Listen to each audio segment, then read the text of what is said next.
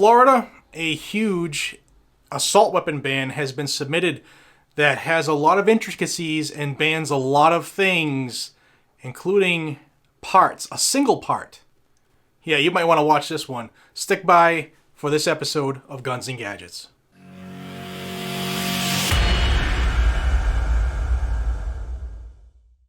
Hey everybody, welcome back to Guns and Gadgets, your premier source for Second Amendment news. If it is the news that you want related to the constant attack on our right to keep and bear arms, the constant list of infringements on the only amendment in the Bill of Rights that says shall not be infringed, you have found your home here on Guns and Gadgets. Please hit the subscribe button down below, hit the thumbs up to help break the anti-gun algorithm, and share this with everybody you know. Florida. State Bill 370, submitted by State Senator Gary Farmer. It's bad. I mean, it's really bad. I'll go over it real quick. I'll have a link down below. I'm going to hit some bullet points, but if you live in Florida, you're going to want to become very intimately familiar with this bill, and you're going to want to get some people calling the State House and telling them you do not want this to pass. I'll have links down below so you can contact your state senator, your state representative in Florida. This has to be stopped immediately. So as I said in the quick open, 370 in Florida looks to ban what they determine to be an assault weapon. Also any magazine that holds more than 10 rounds, as well as parts. Yes, parts. Let's get into it real quick. I have a list because there's so much stuff in this bill. I'm going to be referring to a note real quick. So in addition to what they're calling large capacity magazines, that's anything over 10 rounds, it also bans their version of assault weapon. Now this is very similar to the Bill Clinton assault weapon ban, as well as the attempt that Florida had by the group called BAWN, B-A-W-N, which was ban assault weapons now. And it's ugly. This will ban, if it goes through, any semi-automatic rifle, and it names a whole bunch to include any AK, any AR variant. And it goes through and lists some specific ones. So don't go in the comments and say, Jared, does it do this one? Does it ban this one? I'll have a link down below. You can look at the ones down below, but chances are it's there. And if it's not named, like Bushmaster is in there, but if it's not specifically named, they have a way to ban that as well. So AKs and AR variants. It also goes on and names specifically to ban any pistol variant of an AK or AR, and also names other types as well. It will also ban some shotgun types, Segas, etc. And there's probably like 10 or 12 that are in there. And this is the concerning part. It will ban a part, a single part, or any combination of parts that would be used to either convert or simply to build their version of an assault weapon.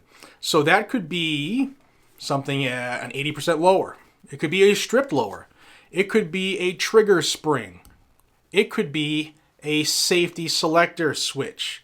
It could be any single part used to build an AK or an AR or anything else in their terms of assault weapons.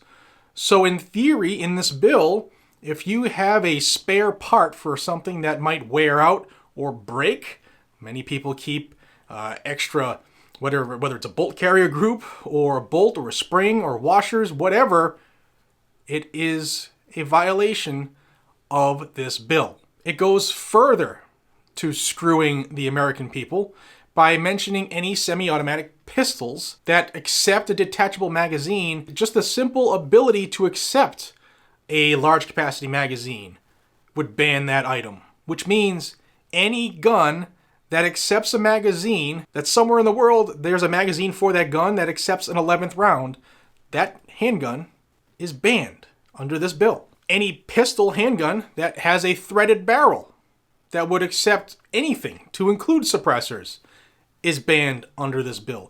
Any semi-automatic rifle that can accept a detachable magazine that has any one or more of these lists of craziness: a folding stock, a telescoping stock, any pistol grip, any thumb hole stock, or any other characteristic that they think would function as a stock. And then we have the typical, I'm scared what this thing looks like, parts. If it has a bayonet lug, if it has a flash suppressor, if it has a handguard on your rifle that allows you to grab that with a second non-firing hand and not be melted and singed and seared to the barrel.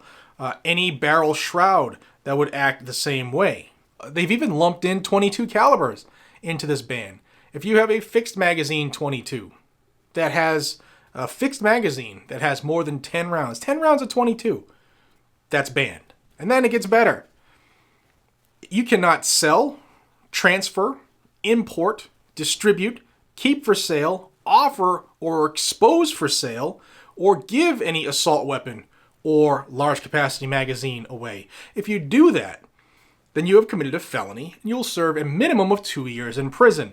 If you do any of that sale, transfer, import, distribute, keep for sale, offer for sale, or expose for sale, or even give an assault weapon or a large capacity magazine to anybody under 18, you're going to do a minimum of 6 years in prison. The simple possession of a single large capacity magazine or assault weapon would be a minimum of 1 year in prison. Now, I know there are a lot of people in Florida. I know many of you in Florida, my friends out there, and I know you have normal, everyday, lawful items that the Constitution allows and shall not be infringed, right?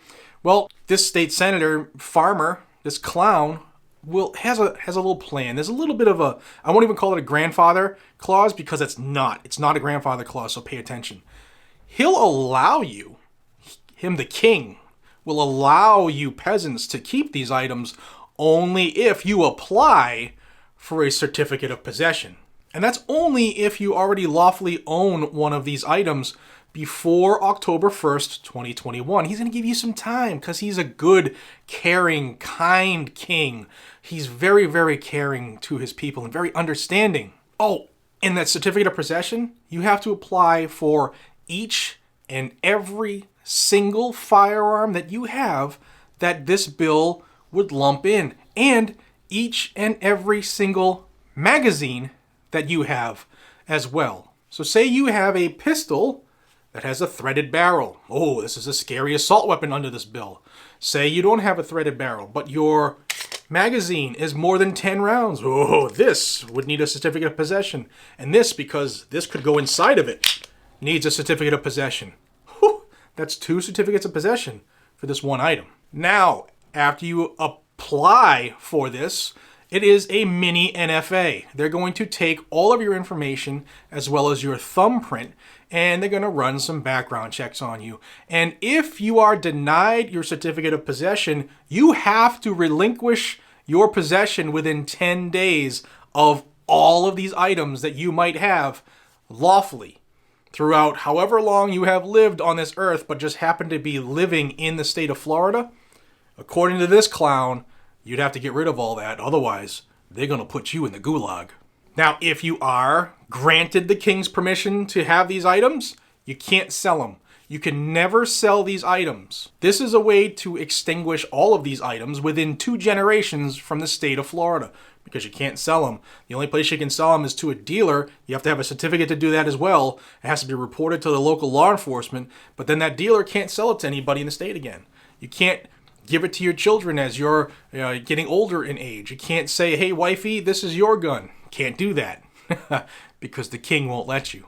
Now what happens is, say you're somebody like me who wants to move and you think, I'm sick and tired of the snow or I'm sick and tired of the tyranny.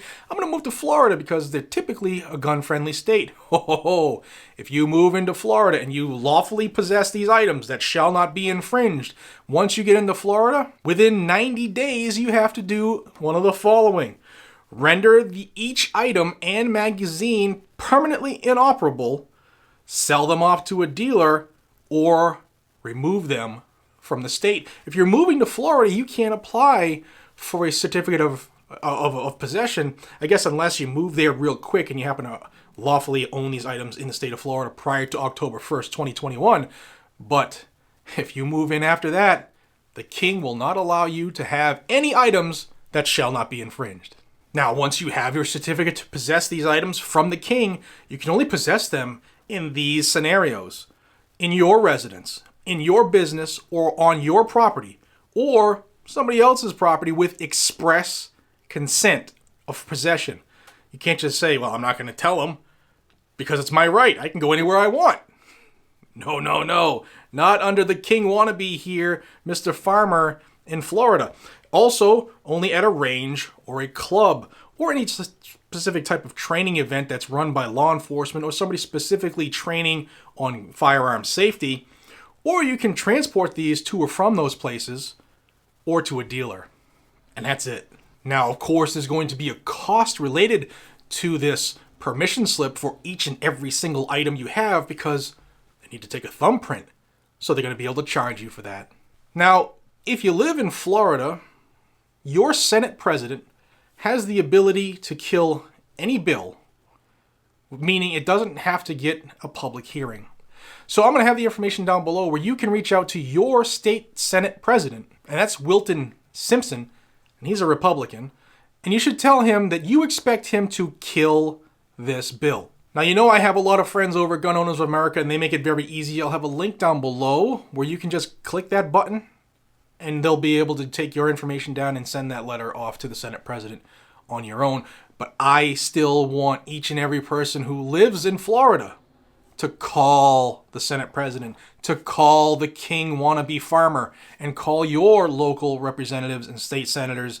And I'll have the link down below for you to do that. Guys and gals, we know the makeup of the country right now as far as the powers that be. We know they've campaigned on stripping us of our lawfully owned items because they believe they have the power to do that. They don't.